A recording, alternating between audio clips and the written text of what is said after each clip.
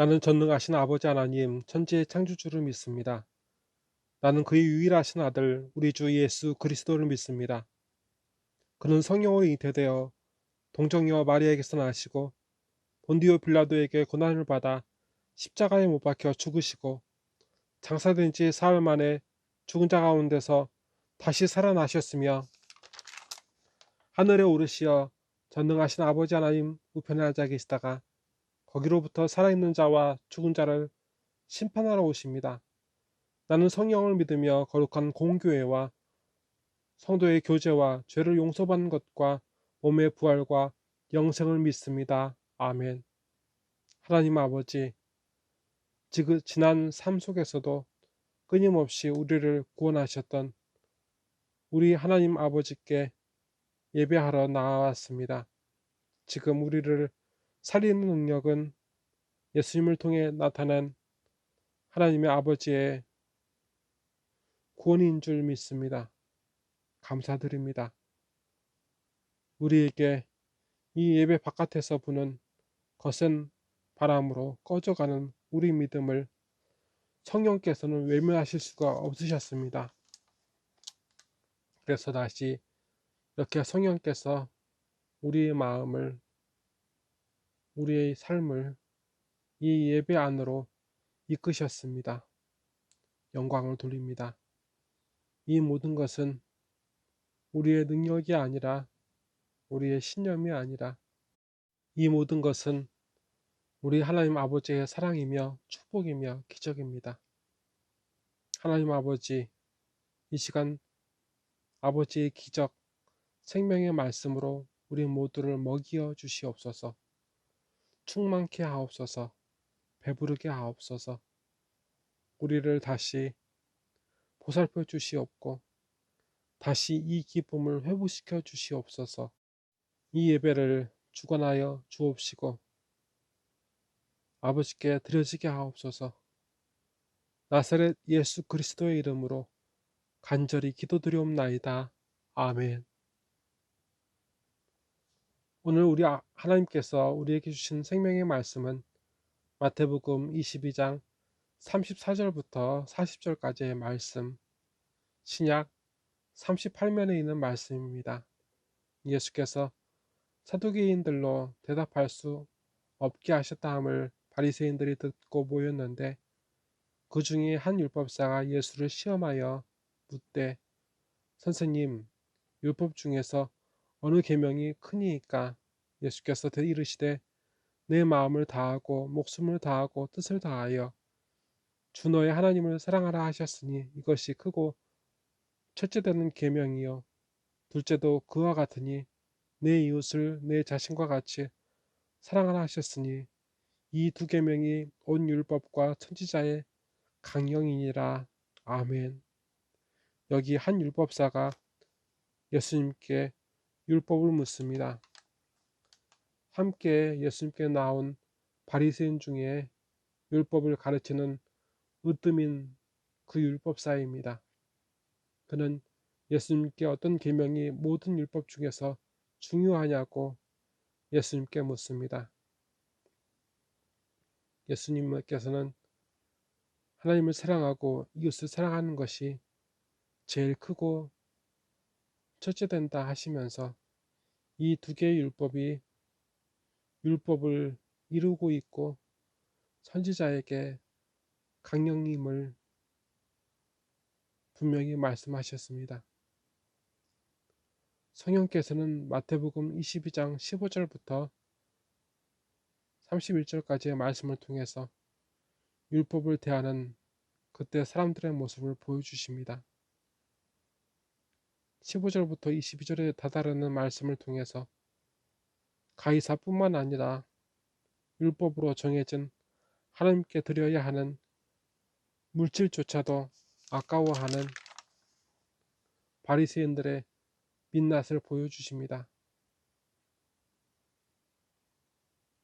사람들은 자기 욕심이 법이 되었습니다. 하나님의 법을 알면서도 바리새인들은 어기려 합니다. 어떻게 하면 하나님께 드리지 않을까? 그들은 하나님의 법을 기만하려 합니다. 율법사는 율법을 가르치는 것이 일이었습니다. 그 율법사가 예수님께 율법 중 어느 계명이 크냐고 묻습니다. 이 말은 달리 이야기하면 예수님께 물었다는 단순한 내용인 듯하지만 지금 바리새인들이나 모든 이들에게 더 이상 하나님의 법이 율법이 크거나 첫째되지 않은 지금 예수님을 다스리는 법 중 어느 계명이 크냐고 묻고 있는 율법사입니다. 예수님에게 하나님의 말씀이 하나님의 법이 크고 첫째되냐고 율법사는 묻고 있습니다.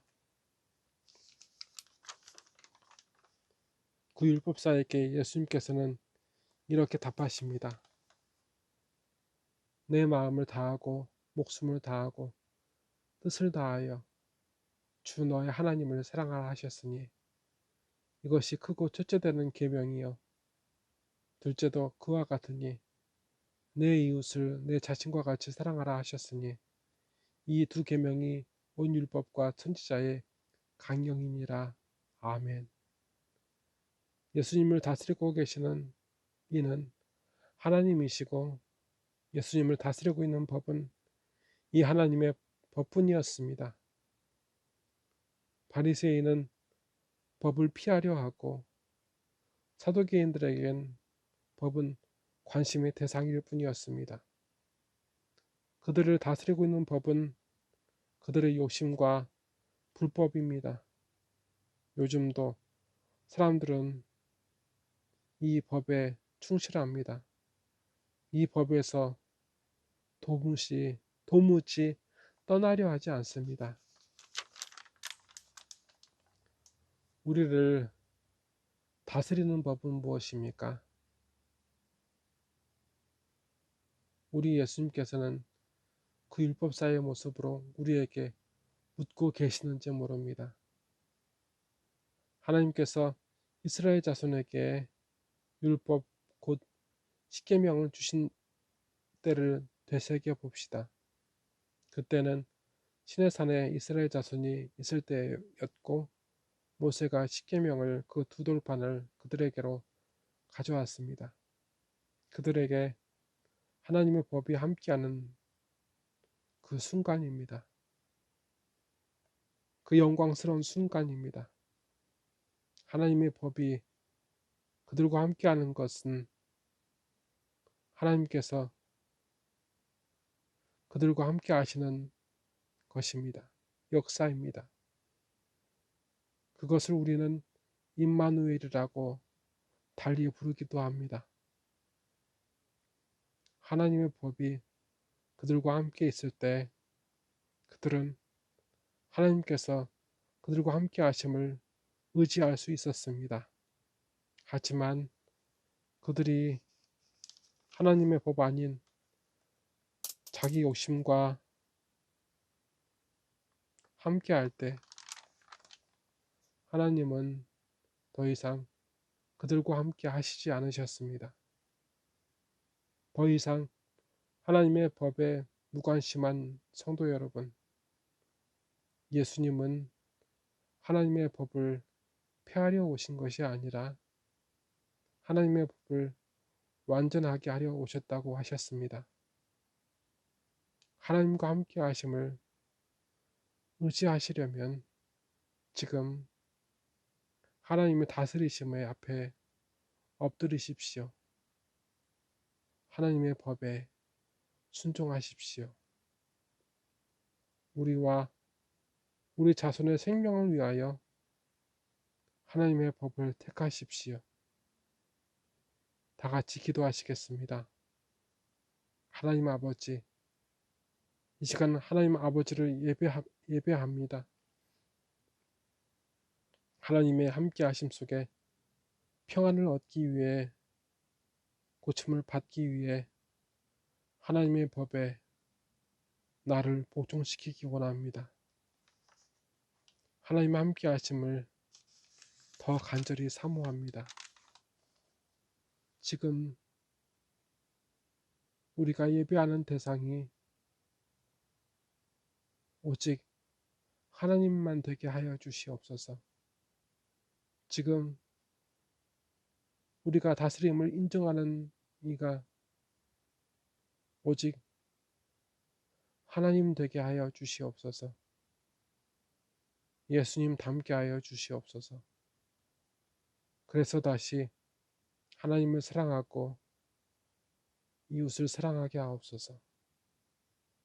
이 시간 예배가 하나님을 기쁘시게 하옵시고 이 예배 예물이 하나님 나라를 위해 쓰임받게 하옵소서.